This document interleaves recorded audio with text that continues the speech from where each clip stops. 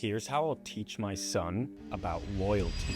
Right when my son turns 8, his mother will be at work and I will be home to watch him. Then randomly, while we're sitting in the living room watching Paw Patrol, we'll hear a knock at the front door. My son, being the curious kid he is, will walk up to the door and be greeted by a young, beautiful Russian woman. Now, since my son has never seen this woman in his life, he'll call for me to come to the front door. I'll walk to the front door and Anastasia will notice me and run into my arms. Little does my son know, Anastasia is actually my secret, hot 20-year-old Russian girlfriend. And even though I'm 50 years old, she's not in love with me because of my money, but rather my good looks and my charming personality. I'll greet Anastasia to come in, and she'll sit down right next to me on the couch while we open a bottle of wine. My son will sit next to me, continuing to watch Paw Patrol while being confused. Who is this woman? This isn't my mom. We'll continue this same routine every week on Wednesday while my wife is at work. But after about 5 weeks, my son will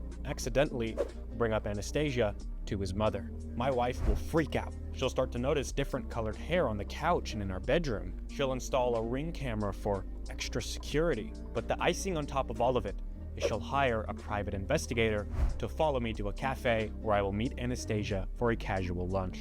My wife, who now has video evidence of me and my younger girlfriend, will immediately file for a divorce. This will force me to sell the house and split all of my assets with my ex-wife. Anastasia will leave me because I no longer have any money, and my son will be forced to live with me, not in our mansion anymore, but rather in our 2-bedroom apartment in the shittiest neighborhood in town. My son will look at me and cry and ask why we had to sell his PS5. But I'll say, son, this is what happens when you don't stay loyal to your father and you tell your mother about lies that never even happened.